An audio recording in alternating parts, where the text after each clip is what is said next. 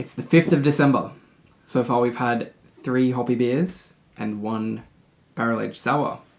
Nothing dark yet. No Christmas beers. No Juleöl. So let's see what we've got today. We've had 1 from each brewery, so it's wide open where we could go next. Let's find out. It's a Graff. Crikey. You may be wondering what the hell this thing is. It's a like a dumb bottle opener that my parents gave me a few years after I moved to Norway and started losing the Australian slang. So now every time I open a bottle, I get some Australian slang back in me. Crikey. My granddad legit said that, like, non-ironically. That was my granddad's, like, curse word. Queensland, same state, like a couple of hours away from where from where Steve Irwin is from. So, yeah, there you go. Pretty clear. Yeah, pretty clear. Not that much head. Does not tell me anything. Yep, that's a kettle sour. It's like, you might think, like, how do you know that? Just by, like, the moment you smell it, the first few milliseconds, it's like, that's a kettle sour. They have a yogurty thing. Kettle sours are made by adding lactobacillus to beer. It's the same process as yogurt. You add lactobacillus, you warm it up to like 40, 45 degrees, you leave it there for like 12 hours, and it's sour. The same thing as yogurt, exactly the same thing. And oftentimes it can be exactly the same strain of yogurt. Oftentimes they may actually pitch Biola into the beer to get the lactobacillus. And that gives it a very similar characteristic to Biola and yogurt. That's the main thing. It's like you become blind to it after a while. Or maybe you're not expecting it to start with, and maybe like you smell it now and it's the first time you're smelling that it's yogurt and it's like, oh shit. But yeah, it's like you can tell that it's a kettle sour from the aroma, even though sour is a taste and not an aroma. I'm not getting a whole lot. That's really interesting.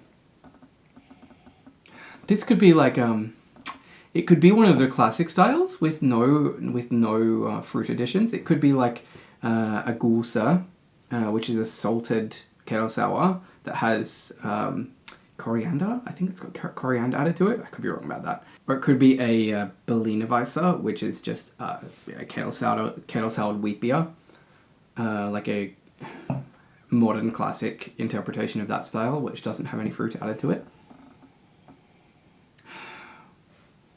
If anything, I get a little bit of stone fruit on the nose. Maybe peach. But confidence level is pretty low on that one. I'm also leaning towards it being fruited, and I think I'm going to guess that it's peach. Again, confidence level's not high, but it has a sort of meaty stone fruit character, which you would get from peach, I think. The peach, the fruit character is not overwhelming or explosive or loud, or it's very restrained. Nice tartness. It's like not overwhelming at all. It's quite a nice, friendly tartness. And it does have a little bit of that. I talked about it a few times last year, but it's got a thing called THP in the finish. It's a thing which it's like it's an off taste, but it's an off taste. It's one of the least. The thing with THP is that it has to change pH in your mouth in order for you to be able to perceive it. So it's not a thing that you can smell. You can't smell THP. Oh, this is also called mousiness, if you know that from wine. Same thing. You can't smell it. You won't be able to taste it at the start. But as the beer changes pH in your mouth, that it changes a little bit, and you can start detecting it. And what it is like I at least get like a cracker, sort of wheat. Some Norwegians have called it vaniljechex kind of thing, and it's like It doesn't come until like 4 or 5 seconds into the finish. And it's not, there's a very small amount of it in this beer. So it really doesn't have much to say. It is definitely not a thing which destroys this beer. If it, in very large amounts, it can be horrible. Absolutely. But this is just like a tiny little amount, which it's, in my opinion, totally acceptable. I am totally overanalyzing when I find it. I think I'm going to say it's a peach gusa. Yeah. I pronounce gusa in Norwegian. I have no idea how they say it in German. It's a German style. But it goes... I don't know. Let's find out. Let's find out. Alright.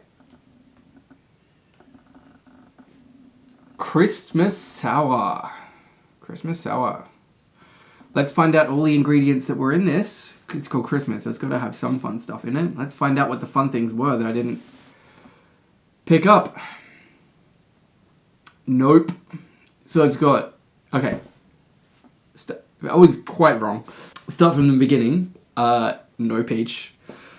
No salt. It is not a gusa. But it does have rhubarb and coconut. Well...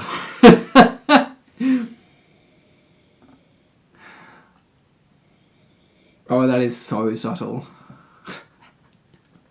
That is so subtle.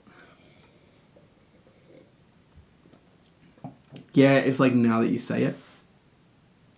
Now that you say it, I can find them, but there is no way, not a chance, that I could have picked those out blind. If I had have picked it out, it would have been blind luck, because they were not even at the edges of my thoughts there.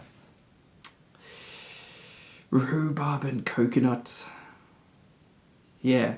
But it's very, very subtle. Oh, hang on a second. Oh, power of suggestion. Power of suggestion is the thing that I already did twice to you in this video. I made you smell yogurt and I made you taste wheat. By saying that I got yogurt, it smells like yogurt, and that it's got THP in it and that has a wheaty thing in the aftertaste. What often happens when someone does that is that suddenly that note that you weren't getting at all before is the main thing that you're smelling. I mean, it's all mental. It's all happening in your head.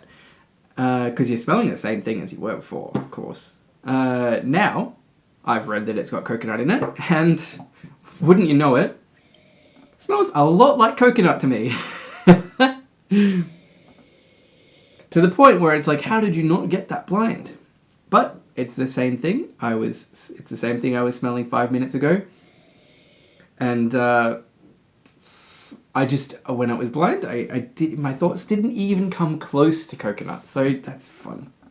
The other really fun thing here is that it's 2.5%, which is fucking awesome. Let light beer in Norway is the most neglected style ever, and I wish it wasn't. I love light beers. I mean, you can drink as much as basically, the thing with light beers is you can drink so much of them that the limit is more how much liquid you can drink. You won't get drunk because you drink a liter and it's just still not that much alcohol. I love it. It's such a neglected style.